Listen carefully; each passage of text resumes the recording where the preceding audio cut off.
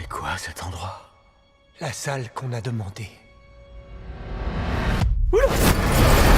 Qui que je sois au fond de moi, je ne suis jugé que par mes actes. Qu'est-ce qu'il y a de pire? Vivre en monstre ou mourir en homme de bien? Un grand pouvoir implique de grandes responsabilités. Bonjour à tous et bienvenue pour cette nouvelle vidéo, c'est Matt et aujourd'hui cinéma pour vous parler des Animaux Fantastiques 3, les secrets de Dumbledore. Je voulais revenir sur ce film. Alors déjà j'ai adoré les Animaux Fantastiques 1, c'était vraiment un film bourré d'humour, d'action, c'était vraiment un beau film d'aventure, j'avais extrêmement aimé l'univers et j'avais bien aimé l'acteur principal Eddie Redmayne. Je trouve que Norbert Dragono voilà, c'était un personnage qui changeait un petit peu de ce qu'on peut trouver comme genre de héros, un petit peu plus renfermé, un peu plus timide, introverti, je trouvais qu'il le jouait très bien. Le 2, Les Animaux Fantastiques 2, j'étais assez mitigé, on sentait que c'était un film entre deux, on était un peu plus sombre, et c'était vraiment pour instaurer des nouveaux personnages pour lancer une nouvelle trilogie en fait. Et donc là on a Les Animaux Fantastiques, Les Secrets de Dumbledore, qui était à mon avis ce noyau pour lancer cette nouvelle trilogie. Et au vu de ce qui s'est passé au niveau des chiffres, je ne suis pas sûr qu'on ait cette suite. Il est bien sûr dans la controverse avec tout le procès qu'il y a eu autour de Johnny Depp. Donc Johnny Depp a dû quitter le film. C'est Mads Mikkelsen qui a repris le personnage du méchant de Grindelwald, que j'ai trouvé très bon. Moi j'aime beaucoup cet acteur. Et vu que finalement Grindelwald, dans chaque acteur a eu dans chaque film, un autre acteur a joué le personnage finalement. Moi, ça ne m'a pas dérangé que ça a changé encore, et au contraire, moi j'ai trouvé qu'il était plutôt bon, donc c'était pas un problème. On retrouve également Jude Law dans le rôle de Dumbledore, que je trouve également très bon et très intéressant. Et ce film est assez long, il dure plus de 2 heures, et je trouve qu'il y avait des très bonnes idées.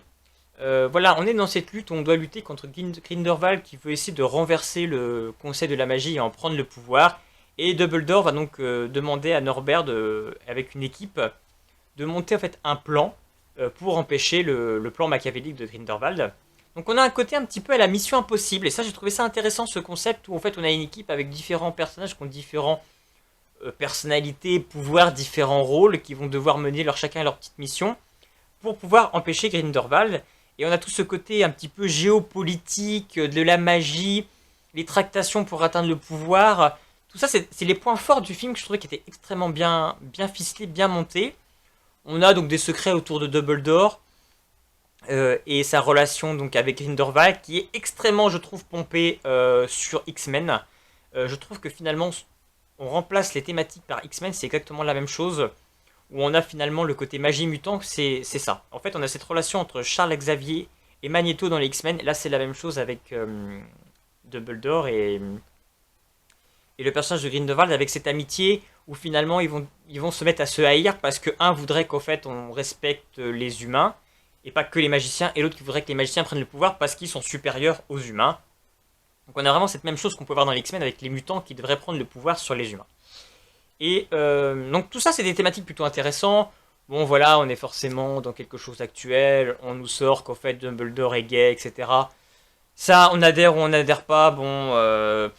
moi, au bout d'un moment, insérer toujours des choses, il faut mettre des gays, il faut mettre des gens de couleur, etc.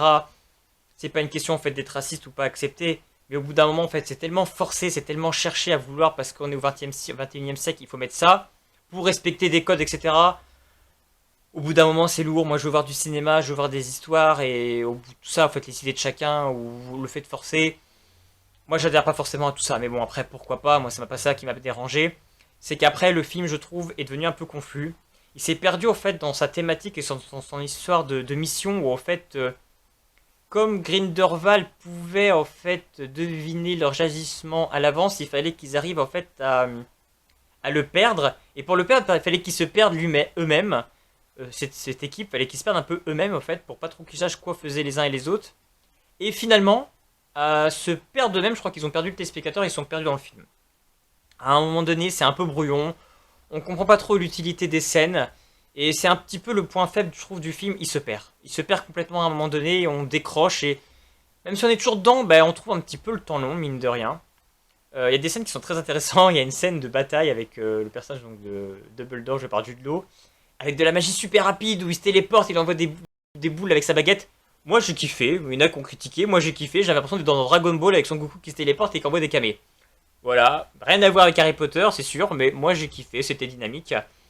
Mais c'est un des points faibles du film, c'est que je trouve que on a une fin plutôt touchante, mais qui a manqué d'action. Pour un film qui dure quand même plus de 2 heures, je pense que j'aurais aimé un final un peu plus enlevé et un peu plus bourré d'action, mais en général les Harry Potter sont rarement remplis d'action sur les fins.